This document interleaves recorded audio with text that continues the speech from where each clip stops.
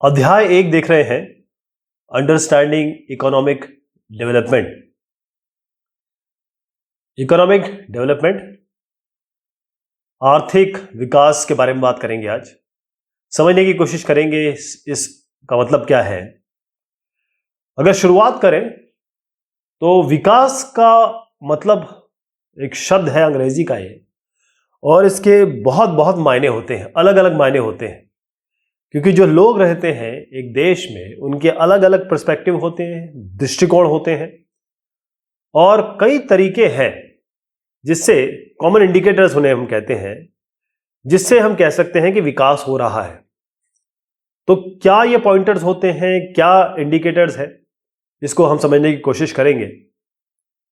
कैसे एक देश और स्टेट हम कॉमन कुछ इंडिकेटर ले लें या पैरामीटर ले लें और फिर हम कंपेयर कर सकें कि कहाँ डेवलपमेंट ज़्यादा है, कहाँ डेवलपमेंट कम है। आर्थिक विकास की जहाँ तक हम बात करते हैं, यहाँ पर हम सबसे इजी तरीका है कि पैसा देख लें, लोग कितना पैसा कमाते हैं, किस देश में ज़्यादा है, किस देश में कम है। लेकिन ये इनकम मेथड जो है उसमें थोड़ी सी कमी है, वो मैं बात करूँगा आगे। और क्या नए तरीके हो सकते हैं कि भाई क्वालिटी ऑफ लाइफ क्या है, इनकम के अलावा क्वालिटी ऑफ लाइफ कैसी है, एनवायरमेंटल सस्टेनेबिलिटी है, आप जो आज पर्यावरण के लिए का शोषण कर रहे हैं आगे वो रहेगी। इस तरीके से हम कुछ टर्म्स देखेंगे, per capita income, literacy rate, infant mortality rate, attendance ratio, life expectancy, gross enrolment ratio, human development index, इन सब की चर्चा करेंगे। तो हम दृष्टिकोण, अलग अलग पर्सपेक्टिव, अलग अलग एस्पेक्ट देखेंगे विकास से रिलेटेड। क्या इंडिकेटर होते हैं, क्या द्योतक होते हैं, क्या क्षेत्रक होते हैं डेवलपमेंट के लिए, विकास के लिए। अच्छा, सबसे बड़ी बात है, हम कंप्यूट कर सकते हैं क्या, इवैल्यूएट कर सकते हैं क्या।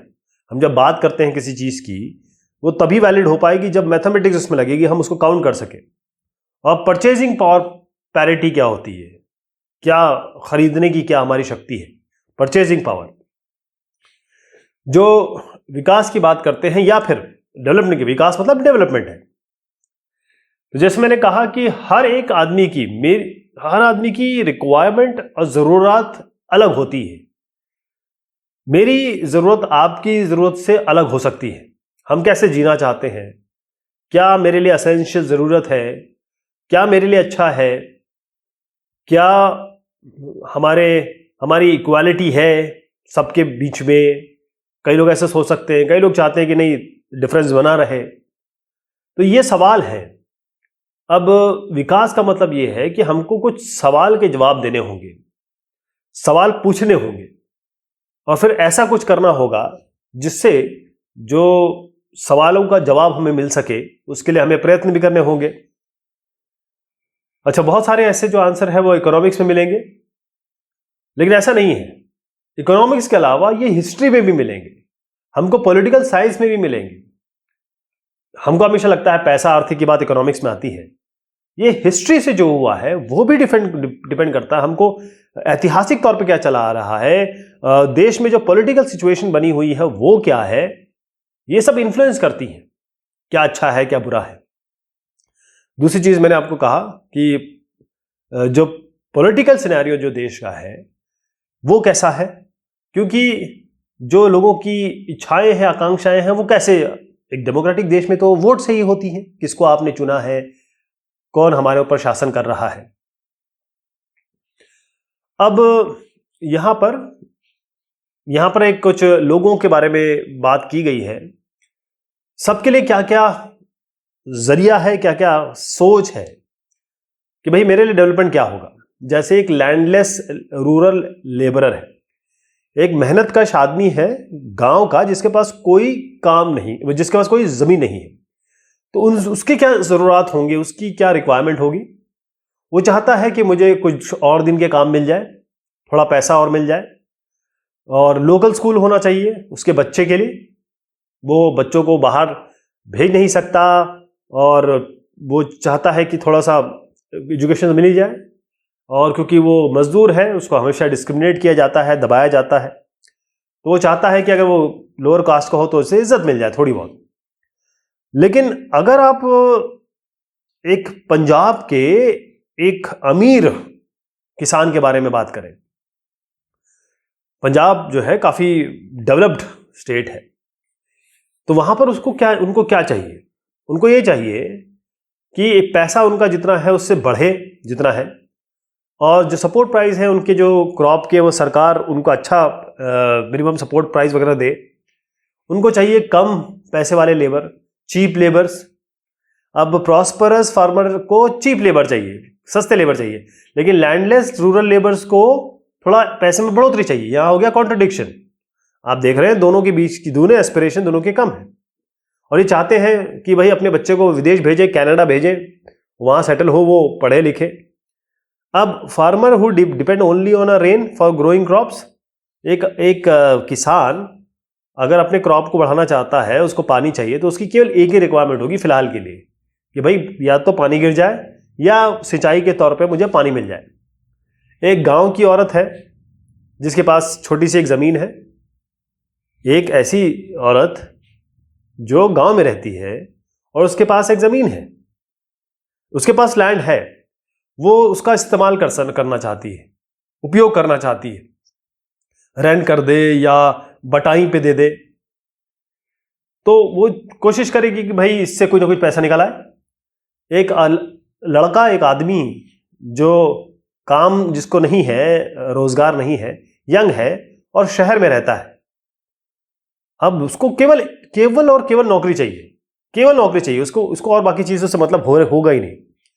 एक लड़का है रिच फैमिली से, अमीर फैमिली से, उसको पार्टी जाना है, उसको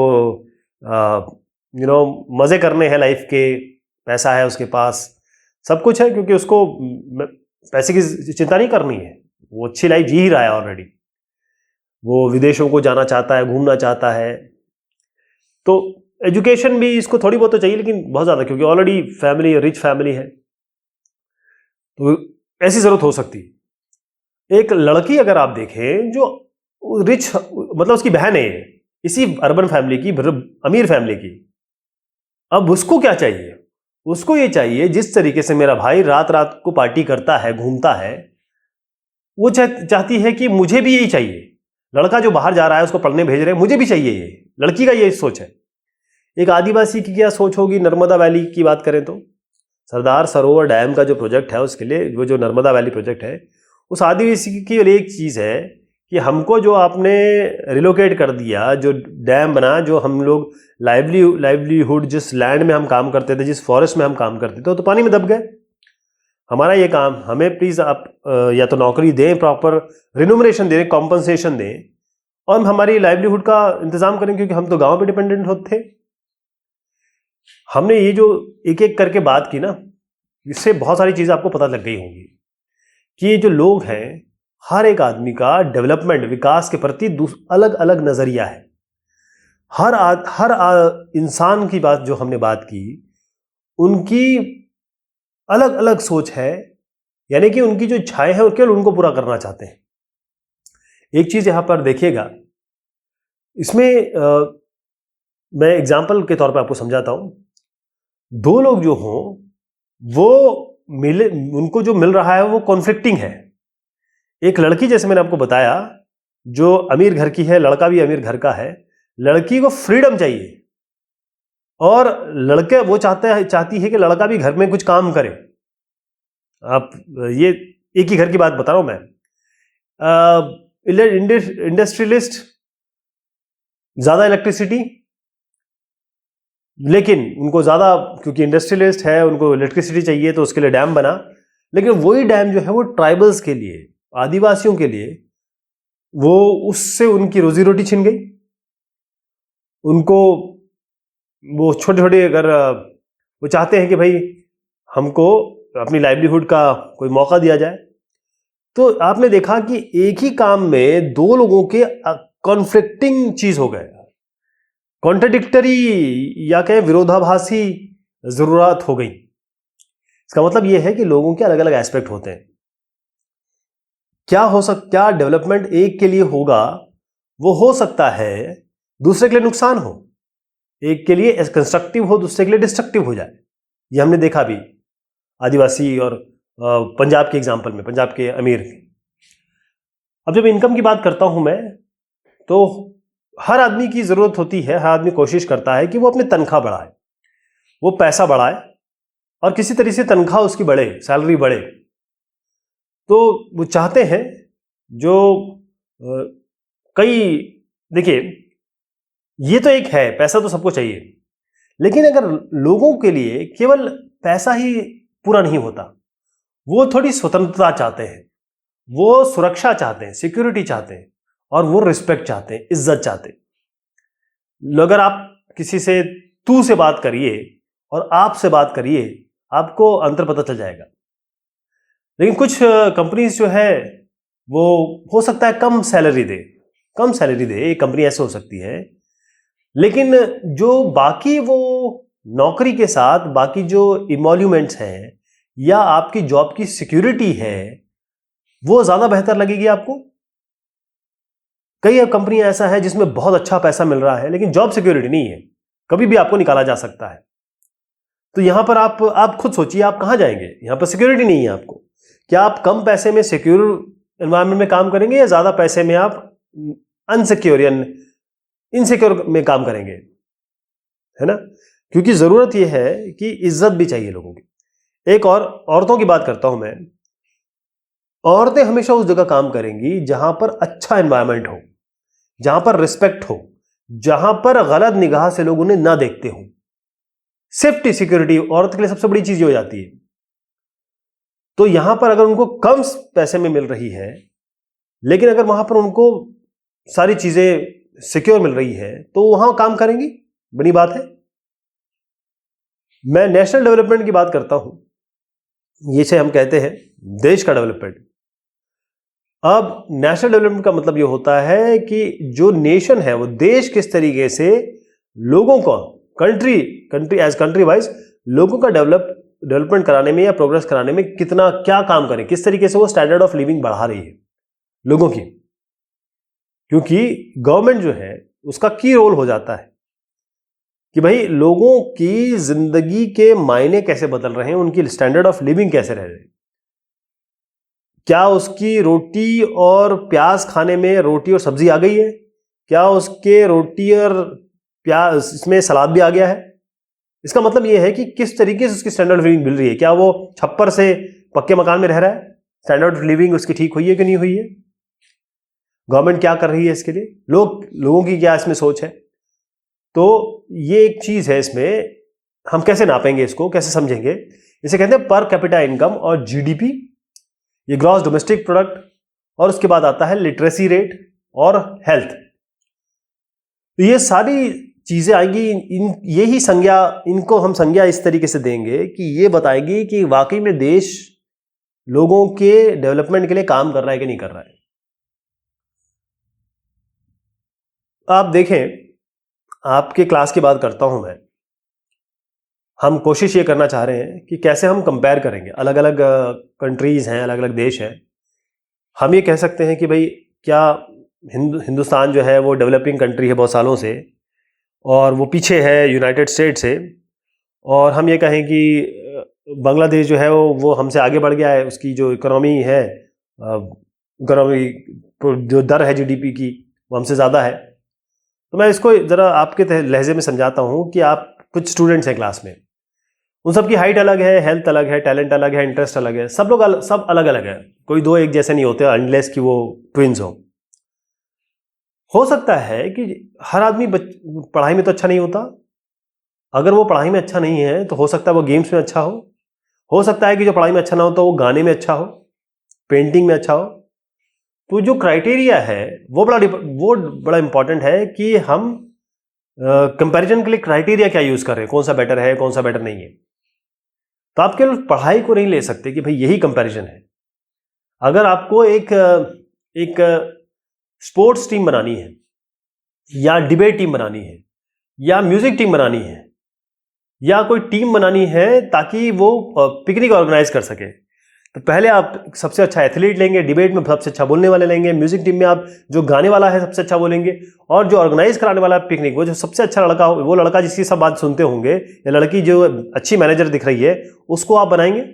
है ना। इसका मतलब यह है कि अलग अलग क्राइटेरिया होगा एक ही काम करने के लिए, मतलब आपको चूज करना है। ये एग्जांपल मैंने इसलिए दिया कि एक क्लास में अलग अलग स्टूडेंट है, उनको आप कंपेयर नहीं कर सकते। हमारे पास कंपेयर करने के लिए, जैसे मैं जब अब हम आते हैं कंट्रीज पे, स्टेट्स पे, अब यहां पर हमारा जो बेसिक चीज है हमारे दिमाग में आता है कि देखिए सबकी तनख्वाह देख लीजिए, सबसे बढ़िया है पर कैपिटा इनकम देख लीजिए। जैसे मैं एग्जांपल देता हूं, कुछ एग्जांपल लेंगे। यहां पर हम एक कंट्री एक ले लेंगे और दूसरा कंट्री है। अभी जो पहला कंट्री है उसकी जो पर कैपिटा इनकम है, मतलब एक आदमी कितना कमाता है। अब नेशनल इनकम तो नहीं ले पाएंगे क्योंकि हो सकता है यहां पर 100 लोग हैं, एक जगह होगा वो 1 लाख या 10 लाख लोग हो, है ना। एक जगह 100 ही लोग हैं, एक जगह 10 लाख हैं या 1 लाख है, हम नेशनल इनकम तो नहीं ले पाएंगे ना। इसका मतलब क्या है, आप जो इनकी तनख्वाह है वो सबकी लेंगे, जो टोटल है डिवाइड बाय 100 कर देंगे। देखिए कैसे निकालते हैं, जैसे 100 लोग हैं ना, और एक आदमी 1000 कमा रहा है, एक आदमी 2000 कमा रहा है, एक आदमी 1 लाख कमा रहा है ना। हर आदमी अलग अलग कमा रहा है।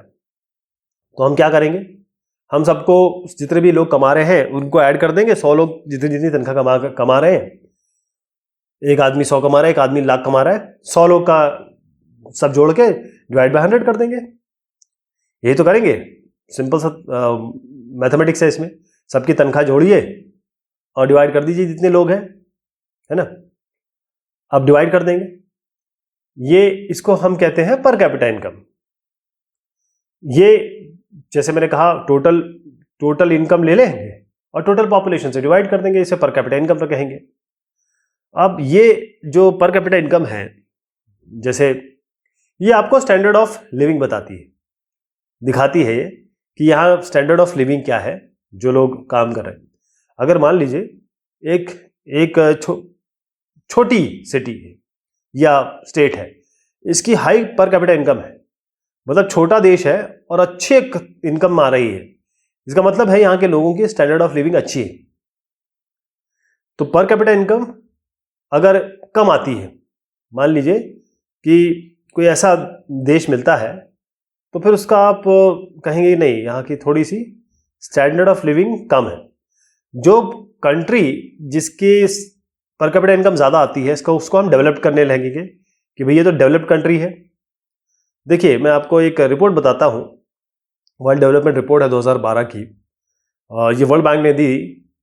तो क्राइटेरिया क्या है उनका, क्राइटेरिया जो है, एक जो तरीका क्या है वो ये है कि जो पर कैपिटा इनकम है, इसका मतलब अगर मैं हिंदुस्तानी उसमें बताता हूँ, 859320, मतलब 12,276 पर कैपिटा इनकम, ये यूएस डॉलर्स में है।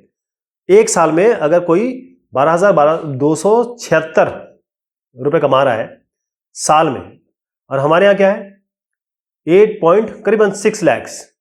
अगर हमारे देश में 8.6 लाख या कहीं भी किसी में 8.6 लाख पर कैपिटा इनकम है, ये इससे ऊपर कमा रहा है, तो ये होगा रिच कंट्री, अमीर कंट्री में, अमीर कंट्री हो गए। ठीक, या समझ गया। ये एक डॉलर में दिया है, मैंने उसको रुपये में कन्वर्ट किया है। अब मान लीजिए ऐसी कंट्रीज जहां पर जो पर कैपिटा इनकम है डॉलर में 1005, और अगर रुपये में कहेंगे तो करीबन 70,000 रुपए, तकरीबन 70,000 रुपए अगर उतना कमा रहा है, ये एक साल की तनख्वाह बता रहा हूं मैं, पूरे साल में वो केवल 70,000 कमा रहा है, तो इसका मतलब डिवाइड कर लीजिए, 70,000 को 12 से डिवाइड कर दीजिए, कितना पैसा आता है। तो ये इसको कहेंगे ये लो इनकम कंट्रीज है। तो हिंदुस्तान की बात करेंगे तो अगर मैं 2010 का अगर आंकड़ा बताऊं, तो हमारी जो पर कैपिटा इनकम थी वो ये है $13,040, यानी करीबन 93,000 एक आदमी कमाता था पूरे साल में। तो हम इनके बीच में हैं, हम ना तो अमीर में हैं ना गरीब में हैं, लेकिन हम गरीब के थोड़ा पास में हैं। 70,000 93,000 थोड़ा आसपास होता है।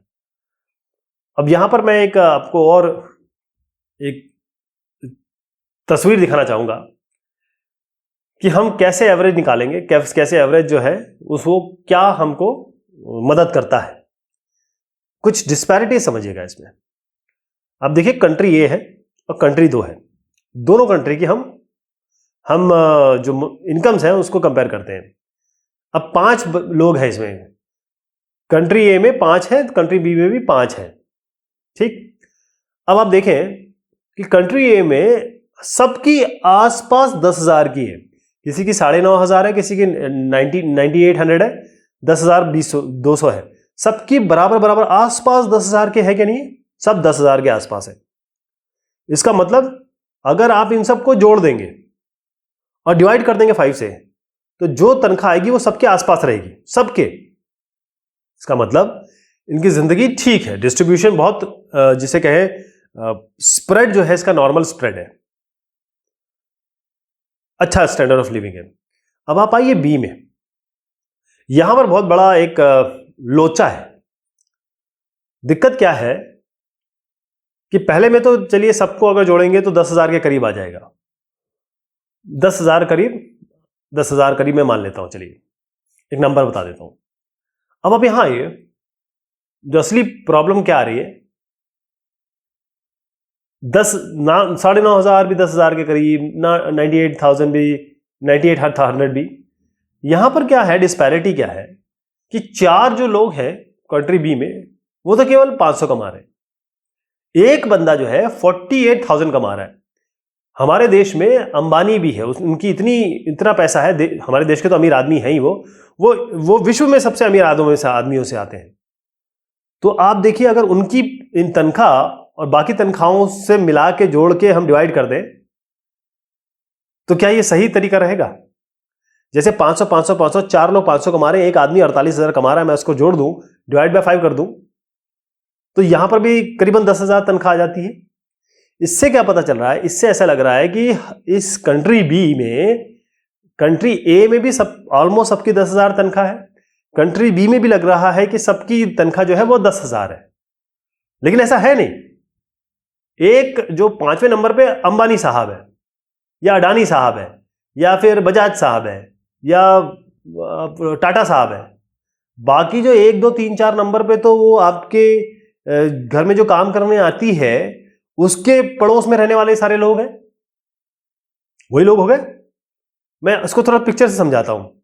जहां पर कोई रिच नहीं है, कोई पुअर नहीं है, उनके पास सीट भी है और सब बैठे हुए हैं, आराम से उनको चेयर मिली हुई है ना। थोड़ा एक आध के बेचारे को पैर बाहर निकले हैं, लेकिन बाकी सब बैठे हुए हैं। यहां पर क्या है कि जो कंट्री है जहां पर रिच और पुअर ज्यादा है, एक बंदा जो है वो 4 चेयर पे लेटा हुआ है, लेटा नहीं लोटा हुआ है, और बाकी 4 लोग जो है वो केवल 2 सीट पे बैठे हुए हैं। जहां 500 लोग 500 कमा रहे हैं ये चारों, और एक आदमी जो है वो 48,000 कमा रहा है। जो पहली फोटो आप देख रहे हैं जिसमें 5 लोग हैं, उसमें सब बराबर बराबर कमा रहे हैं। इससे हमने क्या अंदाजा लगाया? इससे अंदाजा हमने ये लगाया कि इनकम और बाकी क्राइटेरिया क्या हो सकते हैं। अगर हमको ये समझना है कि प्रोग्रेस कहाँ कैसे हो रहा है, तो केवल बेटर इनकम ये एक चीज नहीं आएगी, कुछ नॉन मटेरियल थिंग भी आनी चाहिए, जैसे सुरक्षा हो गई, सिक्योरिटी हो गई, या रिस्पेक्ट हो गई, इज्जत। तो अगर हम पर कैपिटा इनकम की बात करें या नेशनल एवरेज इनकम की बात करें, तो हमको ये डेवलपमेंट के लिए, देखिए ये कहीं नहीं कह रहा हूं कि ये चीज जरूरी नहीं है, ये है, पर कैपिटा इनकम जरूरी है। तो मैं आपको थोड़ा टेबल बताता हूं। यहां पर टेबल में अगर हम ध्यान से देखें, ये 2011-12 का है, और जो आप बुक में देख रहे हैं वो 2002-2003 का है। तो मैं थोड़ा सा लेटेस्ट मैंने लाया है यहाँ पे, ताकि आपको लेटेस्ट अभी डिस्कस कर लें जो आज का समय है। जो पर कैपिटा इनकम है महाराष्ट्र में वो है 1 लाख तकरीबन, केरला में करीबन 84,000, मैं इसको राउंड ऑफ कर देता हूं, बिहार में करीबन 24,000। हर आदमी इतना कमाता है, हर आदमी की बात कर रहा हूं पर कैपिटा इनकम। तो महाराष्ट्र तो टॉप पे है, बिहार एकदम लास्ट में है, है ना। इससे क्या पता चल रहा है? महाराष्ट्र के लोग अमीर हैं, बिहार के लोग गरीब हैं। इससे क्लियर पता चल रहा है, ये हम अंदाजा लगा सकते हैं। क्या ये सही एस्पेक्ट हम दिखा रहे हैं? क्या ये सही हमें पर्सपेक्टिव दे रहा है? महाराष्ट्र डेवलप्ड स्टेट है, इसमें कोई शक नहीं है, हम जानते भी हैं इस चीज को। बिहार गरीब क्षेत्र है, ये भी हम जानते हैं।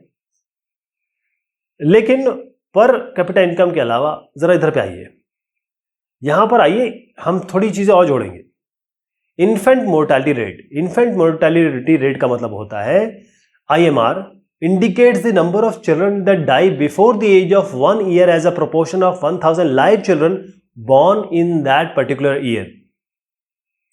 इसका मतलब यह है 1000 बच्चे पैदा हुए, जितने बच्चे 1 साल से पहले मर गए। 1000 बच्चे पैदा हुए, उनमें 1 साल से पहले कितने बच्चे मर गए? 1 साल होने से पहले, 1 साल के होने से पहले मर गए। मान लीजिए 50 मर गए, तो जो 50 जो है वो इन्फेंट मोर्टालिटी रेट कहेंगे। हर 1000 जो बच्चे पैदा हुए और वो जिंदा थे पैदा होने के समय, और 1 साल तक पहुंचते पहुंचते वो मर गए, 50 मर गए, तो 50 इन्फेंट मोर्टालिटी रेट हो गया। लिटरेसी रेट का मतलब ये होता है कि कितने लोग 7 या 7 से 7 साल से ऊपर, जो भी बंदी 7 और 7 साल के ऊपर है, अगर वो पढ़ सकते हैं, लिख सकते हैं, कोई भी एक लैंग्वेज वो पढ़ लिख सकते हैं या समझ सकते हैं, अगर एक रीड और राइट कर सकते हैं एक ही लैंग्वेज को, तो उसको लिटरेट कहेंगे। नेट अटेंडेंस रेशियो का मतलब क्या होता है? Total number of children of age group 6 to 10 attending school as a percentage of total number of children in the same age group. मतलब जितने बच्चे हैं 100 बच्चे हैं जो 6 से 10 साल के में आते हैं, इनमें कितने स्कूल आ रहे हैं? मतलब 60 आ रहे हैं, तो 60 आ रहे हैं लेकिन 40 नहीं आ रहे हैं, तो ये जो 60 है, यही आपकी नेट अटेंडेंस रेशियो हो गया। तो मैंने तीनों के डेफिनेशन आपको बता दिए। अब हम आते हैं, हमने पर कैपिटा इनकम देखा कि महाराष्ट्र थोड़ा अच्छा पोजीशन में है, बिहार एकदम खराब पोजीशन में है। अब हम आते हैं इन तीनों अलग हेडिंग पे, ये तीनों हेडिंग भी बहुत जरूरी है। तो इसमें क्या है, जैसे मैंने कहा 6 से 10 साल हो गया। अब यहां पर इसी को लीजिए आप। अब इसमें मैं अगर आपको दिखाऊं, बहुत डिफरेंस आपको दिखाई देगा। डिफरेंस क्या है? केरला पे ध्यान रखिएगा, बिल्कुल केरला पे ध्यान रखिए। केरला की लिटरेसी रेट सबसे ज्यादा है, 94%। अब 99% आज के देश में 2020 में 99% है। ठीक, केरला को ध्यान रखिएगा। महाराष्ट्र में जो है इन्फेंट मोर्टालिटी रेट, मतलब 1000 बच्चों में से 25 मर जाते हैं, लेकिन केरला से डबल है। केरला में केवल 1000 में से 12 बच्चे मरते हैं। और लिटरेसी रेट तो बिहार का पूछे ही मत, 64 है, सबसे कम है। और यहां पर जो बच्चों की मरने की दर है वो कितना है? 44। अगर बच्चों की बात करें तो बच्चों में, अच्छा ये सारे नंबर चेंज हो गए, ध्यान रखिएगा, मैं केवल एक मोटे तौर पे बता रहा हूं। केरला में जो अटेंडेंस रेशियो है बच्चों का, मतलब 100 में से 80 जो है वो 6 से 10 साल के ग्रुप में आते हैं पढ़ने, वो पढ़ने आते हैं। जबकि बिहार में अगर देखा जाए तो 6 से 10 साल की उम्र में बच्चे कौन से हैं? मात्र 35 बच्चे आते हैं। केरल में 80 करीब बच्चे आ जाते हैं पढ़ने, और बिहार में मात्र 35 होते हैं। अब 80 और 35 को अगर आप कंपेयर करें तो केरला की सिचुएशन आपको बहुत अच्छी लगेगी। अब देखें डिफरेंस कहां आया। अब पब्लिक फैसिलिटीज की अगर मैं बात करूं, तो वो फैसिलिटी जो सेंट्रल गवर्नमेंट देता है या स्टेट गवर्नमेंट देता है, आपको क्या फैसिलिटी मिल रही है, इसको पब्लिक फैसिलिटी कहते हैं। इसको सार्वजनिक पब्लिक हो गया है। स्कूल हो गए, हॉस्पिटल हो गए, जैसे कम्युनिटी हाउस हो गए, इलेक्ट्रिसिटी हो गई, पानी हो गया। तो हमने देखा पंजाब जो है इसकी इनकम ज्यादा है केरला से, लेकिन केरल का जो इन्फेंट मोर्टालिटी रेट है वो बहुत कम है।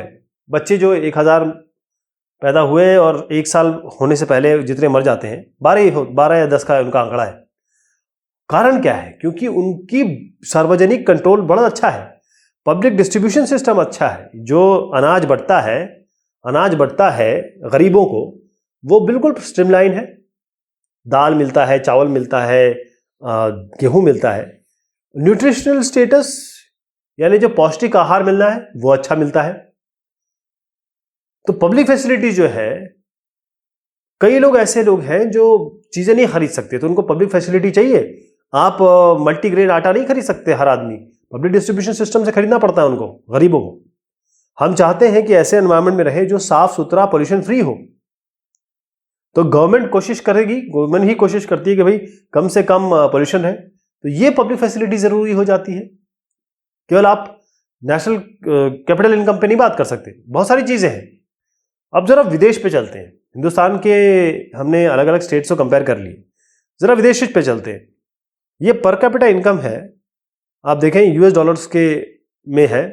लाइफ एक्सपेक्टेंसी देखिएगा, लिटरेसी रेट देखिएगा, मतलब जो 15 साल के ऊपर पॉपुलेशन है, और कितना अलग अलग लेवल, मतलब पढ़ाई के अलग अलग लेवल होते हैं।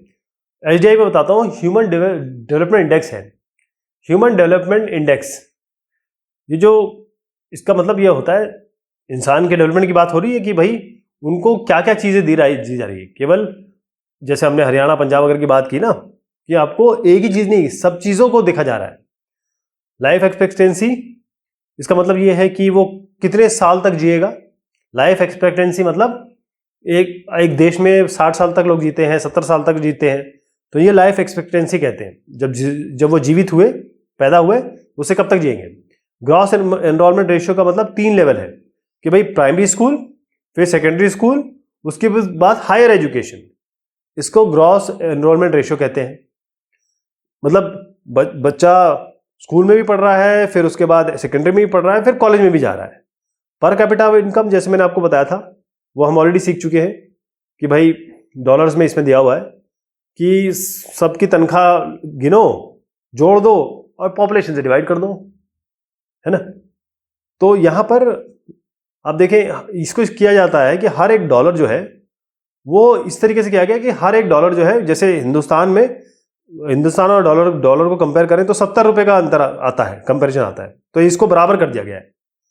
तो अगर आप देखें तो ये जो श्रीलंका में पर कैपिटा इनकम है वो 4390 है, बहुत छोटा देश है, island country. Life expectancy Sri Lanka में है 74, लिटरेसी रेट जो है 91, ग्रॉस एनरोलमेंट रेशियो 3 लेवल पे जो पढ़ने जाते हैं 69, और एचडीआई रैंक, मतलब बाकी सब चीजें भी मिल रही हैं, जैसे पब्लिक यूटिलिटी फैसिलिटी मिल रही है, वो 93 है। अब आप देखें कि हिंदुस्तान में ये सारे नंबर जो हैं वो इनसे पीछे श्रीलंका से। इसका मतलब लिटरेसी रेट जो और भी है हमारे नीचे, और भी म्यांमार, पाकिस्तान, नेपाल, बांग्लादेश, लेकिन नेपाल भी कहीं पीछे वो नहीं है। नेपाल की जो हमारी तनख्वाह है उससे आधी है, नेपाल की तनख्वाह पर कैपिटा इनकम आधी है। लेकिन आप देखें लाइफ एक्सपेक्टेंसी में हमारे से पीछे नहीं है वो। 64 साल अगर हमारे यहाँ का एक आदमी जीता है तो वहां का 62 साल जीता है ना। इसके अलावा और देखिए, जो ग्रॉस एनरोलमेंट रेशियो देखिए या फिर लिटरेसी रेट देखिए, नेपाल से कंपेयर कर लीजिए, श्रीलंका को छोड़ दीजिए। अभी श्रीलंका बहुत हमारे साथ वे अहेड है। नेपाल की तो बहुत ही हालत खराब है, आधी तनख्वाह वहां के लोगों की 3139, हमारी 3139 है, उनकी 1490 है। उसके बावजूद भी आप देखें कि श्रीलंका आगे है और नेपाल भी पीछे नहीं है। तो आप देखें कुछ ये सरप्राइजिंग आपको डेटा मिले होंगे ना। श्रीलंका जो हमारे बगल का है, जो 20 साल 25 साल तक सिविल वॉर में जूझा रहा, और हमारा एक इतना बड़ा कंट्री जो अच्छा खासा हमें पैसा मिलता है, सबसे बड़े बड़े लोग यहां रहते हैं। और नेपाल को देख लीजिए, पर कैपिटा इनकम हिंदुस्तान से उस बेचारे की आधी है, लेकिन हमारे पीछे नहीं है वो, ना लाइफ एक्सपेक्टेंसी में ना लिटरेसी लेवल में। पढ़ते भी लोग वहां ज्यादा है और लाइफ एक्सपेक्टेंसी जी भी रहे लोग अच्छे से। इसका मतलब ये है कि लोगों की जो शरीर है, उनका हेल्थ है, वेलबींग है, रहने का तरीका है, वो ज्यादा इंपॉर्टेंट है। आप समझ गए। अब हम आते हैं सस्टेनेबिलिटी ऑफ डेवलपमेंट। इसका मतलब क्या होता है, हम जो डेवलपमेंट है वो सस्टेनेबल है कि नहीं। हम जो आज जो कर रहे हैं, मतलब अगर मेरे घर में 2 रोटी है और 2 लोग रहते हैं, मैं और मेरी बीवी, मैं अगर दोनों रोटी खा जाऊं तो वो मेरी बीवी क्या खाएगी? उसके लिए भी एक रोटी रखता ना मैं।